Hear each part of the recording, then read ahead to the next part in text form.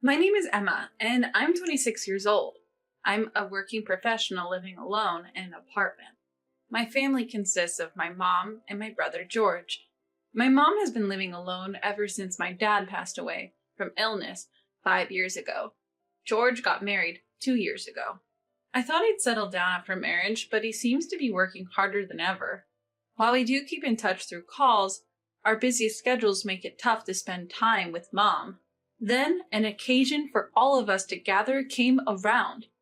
It was time for a visit to Dad's grave. Seeing Mom after a long time, she looked like she'd lost some weight but was still smiling as ever. George brought along his wife, Violet. I haven't spoken much with Violet, but I find her to be friendly and kind. She's a stay-at-home wife by her own choice, likely taking good care of my hard-working brother every day. Even now, she was listening to Mom and helping her make coffee. As we sipped our coffee, we caught up on each other's lives, and it was about time to leave. Mom, why don't we rebuild this house and you come live with us? George suddenly looked serious and made this suggestion. Both Mom and I were caught off guard. The house is old, and it must be inconvenient for you, Mom. We can look after you, and besides, I've always wanted to do something for you, Mom. It would cost a lot, you know. I make decent money, and we have Dad's inheritance. Now's the time to use it. Realizing how much thought George had put into this, I felt grateful. I wondered if there was something I could do too. That's when I noticed Violet's face tense up for a moment. Don't worry. I've discussed it with Violet before, and she's okay with it, George said. In an instant, Violet's usual kind smile returned. Indeed, I think it's a great idea. She had returned to her usual gentle smile. I brushed it off as my imagination and took another sip of coffee. Mom pondered for a bit. If you'll tell me that much. And finally accepted George's offer. You can stay with me while the house is under construction. Really? Are you sure? Why hesitate? I have space and it's not an issue. After that, I also suggested that I use Dad's inheritance to help with the funds. Save that money until you get married. That's what Mom and George told me. Well, I couldn't argue with that. So plans were made for Mom to live with George and Violet, providing the land and contributing to the rebuilding costs. 6 months later, I received news that the new house was complete and a moving date was set. Today is finally the moving day. While cleaning up after breakfast, I talked to Mom, who was busy packing. I'm sorry I can't help with the move. I've told Violet I can't get time off from work. Don't worry, dear. George and Violet are there, and we have the movers as well. She smiles and says it's okay, and my heart feels a little lighter. Her voice sounded cheerful. Seeing Mom so spirited while packing made me realize just how much she'd lost her zest for life after Dad passed away. I couldn't be more grateful to George. I was surprised when George said that, but honestly, I was overjoyed. After Patrick passed away, I thought I'd be living quietly on my own, but now I'm wondering if I deserve to be this happy. I just laughed and said, Of course you do. My mom grabbed her packed suitcase and left the house with a spring in her step. Somehow, I managed to dodge overtime and started heading home before sundown. I wonder if she's having a good time with George right now. Given how much she was looking forward to it, she must be. While pondering what to give them as a housewarming gift, I hear my name. Emma. I stop walking and look toward the voice. In the dim light, I see my mom with a sad look on her face. Her morning purse is hanging heavily on her slender arm. Mom? I was surprised and ran over to Mom, who looked down. Mom, what are you doing here? When I press her, she says, Living together isn't going to work. Violet asked me to leave. That's what Violet told me. Feeling disoriented but seeing my nearly tearful mom, I take her home. After making her some hot milk, she begins to relax a little and tells me what happened. According to Mom, she went to the new house as planned. There were movers bustling about, and Violet was there.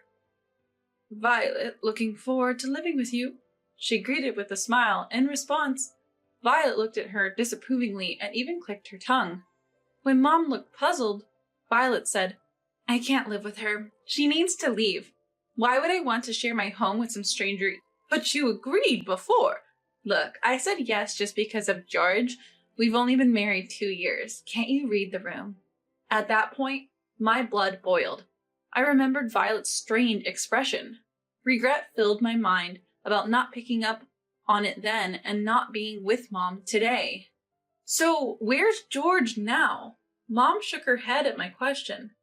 According to Violet, George had gone on a sudden business trip and wasn't home. I couldn't take Violet's selfishness and George's irresponsibility anymore. I called George. After a few rings, George picked up. His voice was so bright. Hey, Emma, what's up? Man, I had to go on this sudden trip just when we finished the renovations. Tough for you, huh? I'll make it up to you, promise. His upbeat tone made me uneasy, considering the situation. However, I was so angry that I couldn't help but blame George. George, what are you talking about? I told Violet I couldn't make it today because of work. I heard a small gasp from the other end. I told her to say sorry for me because of my sudden trip. Mom's been kicked out by Violet. She suddenly said she couldn't live with her anymore. What are you doing, George? George went silent for a moment. Is Mom okay? She's devastated. It's heartbreaking to see. I'm really sorry. I'll talk to Violet. With a subdued voice, George ended the call. I went to the bedroom where Mom was sitting on the bed, looking lost, a stark contrast to her cheerfulness this morning. I walked up to her and held her hand. Mom, let's continue to live together. Looking away from me, she hesitated. But, I stammered, don't worry about it. I want you here, and it looks like George was also in the dark. You've done nothing wrong. Hearing my reassurance, Mom finally gave a faint smile. The next evening, George called. Apparently, he had confronted Violet as soon as he got home, but initially, she kept denying everything. After persistently questioning her, she finally revealed her true feelings. It's not my fault. I thought we were going to live together way down the line, but then George said I was okay with it. In a twist of events, Violet let her emotions run wild and went off the rails. I love our life as it is, just the two of us. Isn't it better without Stella? We don't have to worry about anything. We can focus on having kids. I'm seething with anger at her selfishness and childish way of thinking. Sorry. What good does it do to apologize to me? I get it. I'll apologize to Mom once this is all sorted out. The phrase, once this is all sorted out, made me furrow my brows. George? I have something in mind, just give me some time. Seeing George appear to have made up his mind, I nodded in understanding. A few days later, my phone rang while I was relaxing on my day off. Violet's name flashed on the screen. Hello? As soon as I answered, Violet demanded to speak to Mom. Ignoring the audacity of her request, I simply responded, I can't do that. Look, I know you're mad. I regret what I did, okay? I was out of line. I want to apologize to Stella. I want to make amends, but it seems like Stella has blocked my calls. I couldn't help but snicker at Violet's justification. I think Mom has every reason to be hurt, you know. Violet's nose seemed to twitch as if she was about to cry. This just felt sketchy, to be honest. You were the one who kicked her out in the first place, Violet. Just because George mentioned divorce, you act on a whim. Upon hearing that, I knew about the divorce talk. Violet was utterly flustered. Why? Rather than backing down, she became infuriated. So, this was her true character. And here I thought she was a nice person. I thought she cared about George and Mom. That's why I'm apologizing. If Stella forgives me, this whole issue will be resolved. I couldn't help but laugh at how she sounded like she was admitting that she just wanted to avoid divorce. Why would you even think of doing such a thing? The house is in Mom's name. She even helped with the finances. Did you think you could just kick her out and live happily ever after with George? He initially wanted to live with Mom to honor her, you know? And you treat her like this? You were really short-sighted. Annoyed, Violet growled in response. Emma, I heard from behind me, turning to see Mom standing there. She gestured for me to hand her the phone. I looked at her with concern, but she gave me a reassuring smile. Hello, Violet. Stella! Finally, you picked up. You've reconsidered, haven't you? I'm really sorry. So you're coming back, right? All I needed was for you to care about George. That would have been enough. Stella, what are you saying? Just come back already. Mom sighed deeply. You really are self-centered. It's like dealing with a child. Stay out of my life from now on. You'll get what's coming to you for making my son sad. Without waiting for Violet's response, Mom handed the phone back to me. I could see relief wash over Mom's face, and I felt a bit more at ease myself. When Violet took the phone, her breathing had only gotten more erratic. You're making a fool out of me. I was utterly stunned by her enraged voice and couldn't help but sigh.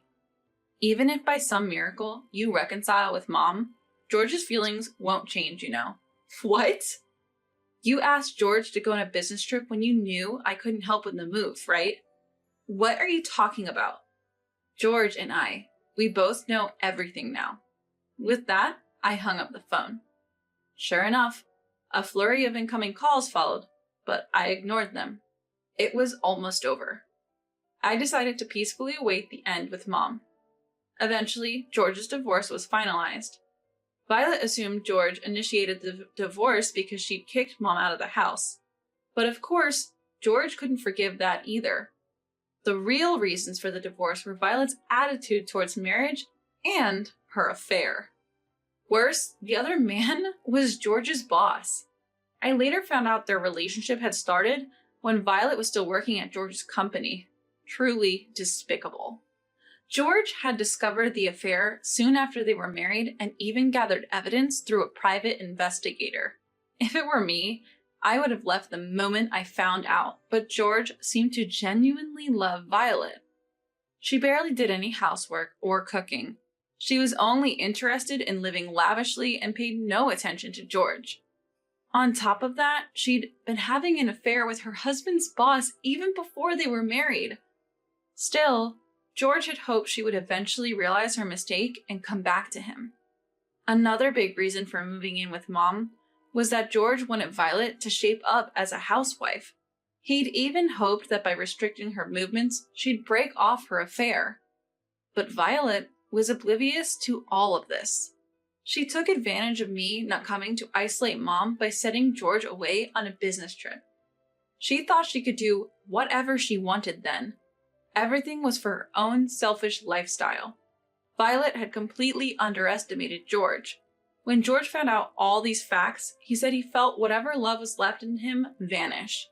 Honestly, I think George is too gullible, and his thinking was shallow. But knowing his feelings for Violet, I couldn't say anything. George acted swiftly afterward. Armed with piles of evidence, he went to a lawyer and demanded compensation from Violet and her lover in the divorce settlement.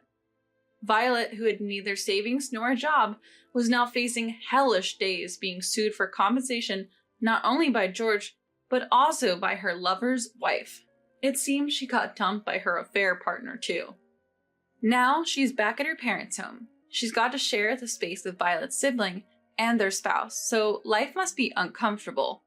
Making up for all the time she took off, no, probably working even harder than that, she's bound to have a tough time. George then apologized to Mom again. I had filled Mom in on George's situation to some extent, but he spoke about what happened in his own words. Mom listened in silence. You did nothing wrong. You must have had a hard time, she said, shedding tears. George too bowed his head and cried. 2 years have passed, and George is now living with Mom in the renovated house. At first, it took a while for things to settle, but now she's back to her cheerful old self, smiling more and more each day. George says he's done with women and shakes his head, but he adds that if he ever gets another chance, he wants someone who's open, honest, and treats Mom well. To this, Mom chuckles. Someone who cherishes you, that's what matters most, making George give a wry smile. I've been visiting more often, and the three of us share meals. Today is one of those days. But today, it's not just the three of us. I assure the nervous man walking beside me, it's okay. With a smile, will Mom and George be surprised? They must have had a clue when I said I had someone to introduce. Looking at the ring on my left hand, I smile. Seeing the familiar rooftop in the distance, I quicken my pace, holding his hand.